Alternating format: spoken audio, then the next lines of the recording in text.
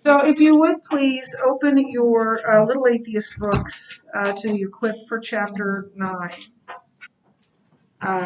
And we are on the Equip question number 9.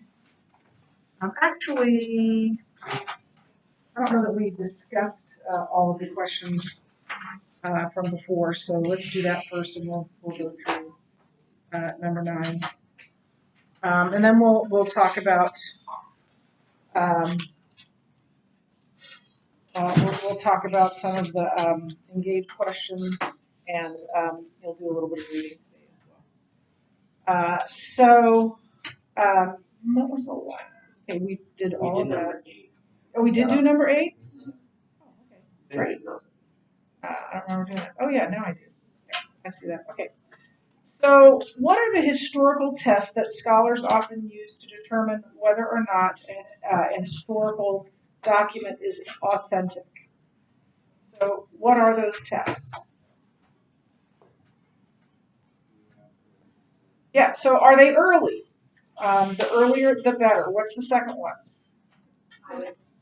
Are they from eyewitnesses or people close to them? The closer to the eyewitness you get, the more likely the story is true. And what's number 3?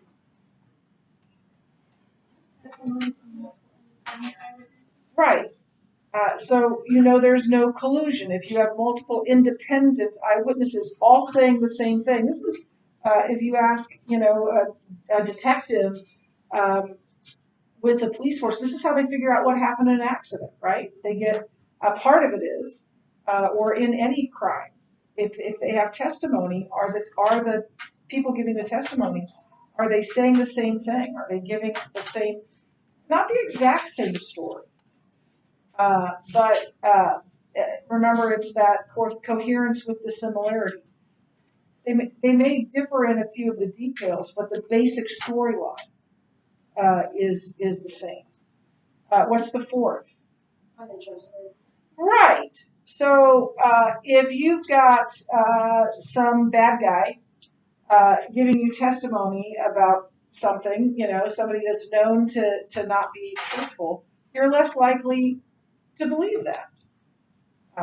But if it's someone that you've known to be truthful, then you will trust that. So are the eyewitnesses trustworthy? What's number 5?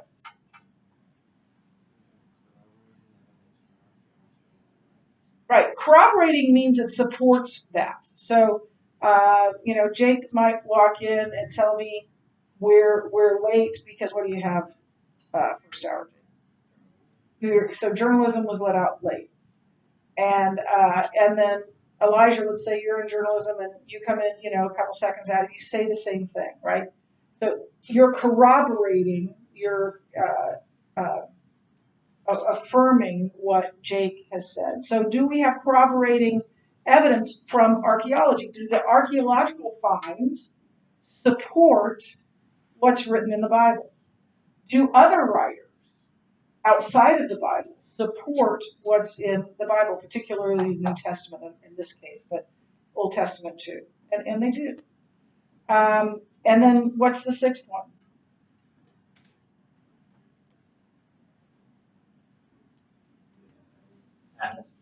Yeah. Do we have enemy attestation? Are the enemies of the writer saying the same thing? Yep, that's right. Again, that makes it more believable. And then what's the last one?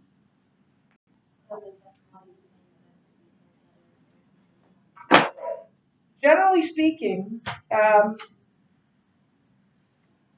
people don't tell stories that are embarrassing to them unless they're true, right? And there are a ton of embarrassing stories written in the New Testament about the disciples, about the people closest to Jesus. Okay, so let's look at some of these engaged questions. We're going to do the first 4 of these. So the first one says, how would you refute the objection that the New Testament isn't reliable because history can't be known?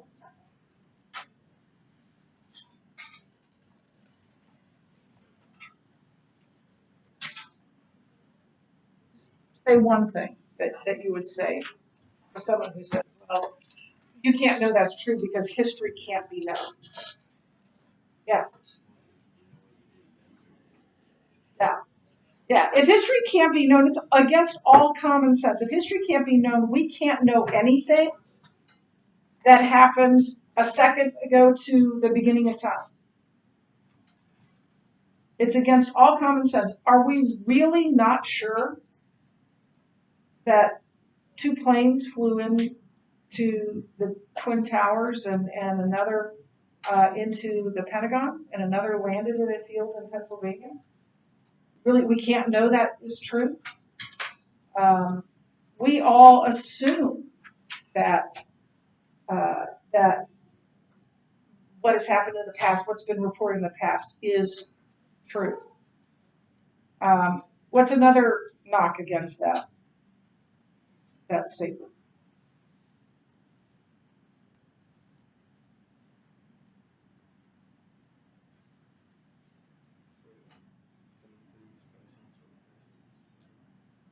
Right, but what's another reason? What another refutation of that? There is physical evidence, but just yeah, go ahead.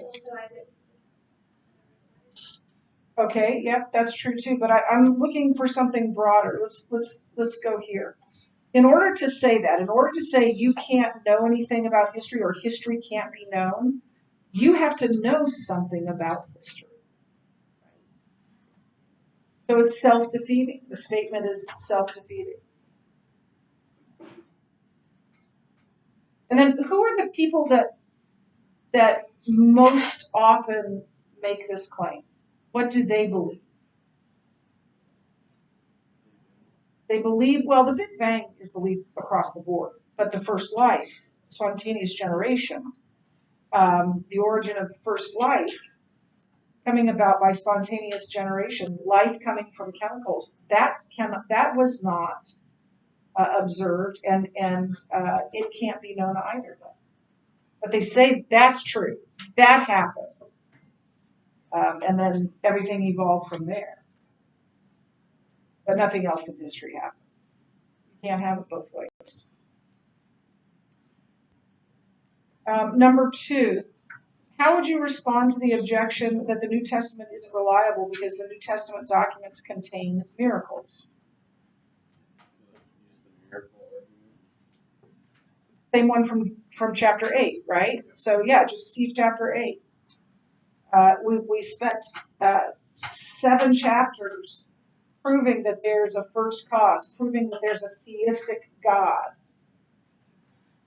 And if that is true, and that's where the evidence led us, so since God exists, miracles can happen. In fact, they should be expected. And the entire universe exploding into existence out of nothing is a miracle in itself. It's the greatest miracle. And so therefore, miracles can and do happen.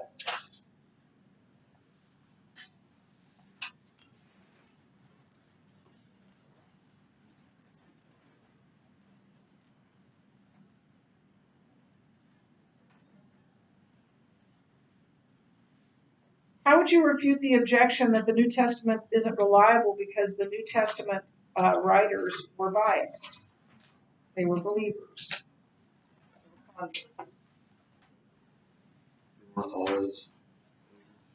Yeah, they weren't always believers. So what caused them to be converted to Christianity? Look, we don't look at that with wonder because we were raised in the church and we have been surrounded by Christians, and so it doesn't.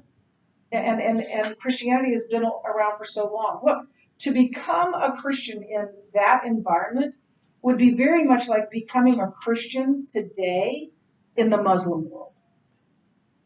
Your family would disown you. You might lose your livelihood. You would be persecuted. Who signs up for that? If they know it's a lie, who signs up for that? And so you need to look at what caused them to be converted. They must have been convinced in order to leave everything they had and to live a life of poverty and persecution to follow Jesus. What else? What else refutes the idea and they were biased, they were converted, they were believers, but how can you refute that?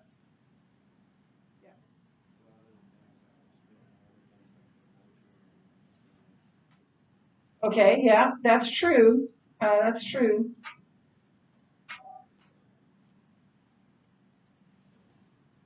Find the same storyline in novels. That's true too. But I think that's going to be better fit in another place. Um, so being converted and becoming a Christian might have made them more likely to be accurate. First of all, because to lie would be a sin. But secondly, because they want to represent their Savior accurately.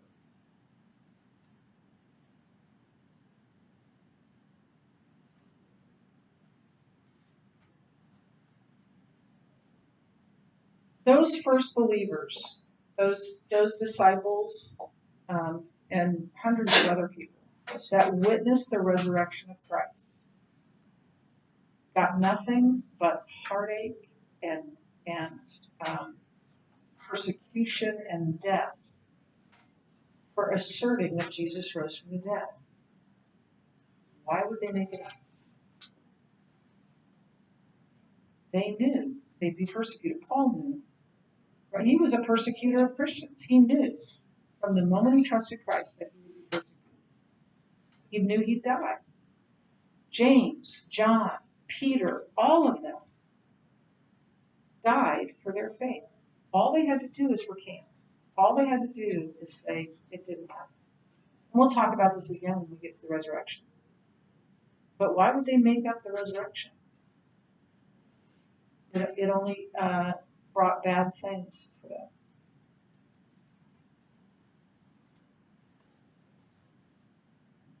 And then number 4, how would you refute the objection that the New Testament isn't reliable because converted people are not objective? And this is similar to question 3. But can a person both be invested emotionally and be unbiased? Yeah. You can be an unbiased observer even if you have a stake in the situation. Not everyone is. But I'm sure each of you can name a time where you told the truth even though it was to your disadvantage to do so. Probably have told lies because it was to your advantage, or at least so you thought at the time. But people do that all the time. They tell the truth even though it's not to their advantage. The second thing is that most authors, most writers, most people who write any sort of opinion believe what they are writing. I don't know if you know this term op-ed. It means opinion editorial, and op-ed articles appear in every newspaper. And they're written by people, and they're telling their opinion on something. Oftentimes, it's editors of the paper. That's why it's called an editorial. But sometimes it's just people just do this for a living. They write opinions on politics, on religion, on whatever it is, and they really believe what they're saying. And it may be right or wrong, but they're not being they're reliable sources, even though they're giving their opinion. And the same can be said of the authors of the New Testament. Most writers believe what they are writing.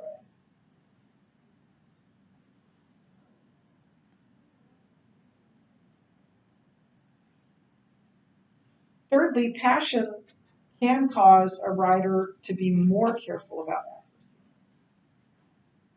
to make them want to make sure they say what is exactly right.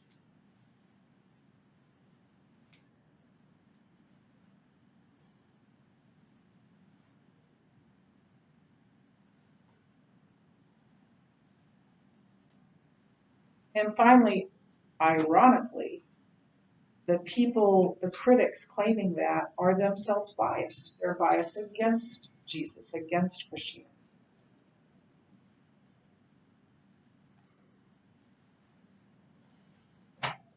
And they wouldn't say, oh, well, I'm not a credible source because I'm biased against Christianity. It's just Christians are not credible sources because they're biased. You can't have that.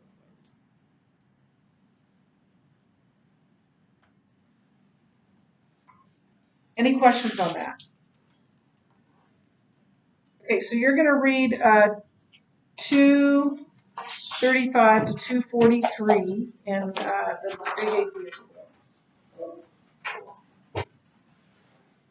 book. Beginning where, sorry, I'm in the wrong place. Beginning where it says, are the New Testament documents early? Yes, how early? So 235 to 243, which I think is the end of the chapter. Oh, no, it's not. So you're going to read that, and you're not going to do any questions. Just do that reading. When you're done with that, if you have extra time, you may work on your Chapter 9 letter, which is due on Wednesday of next week.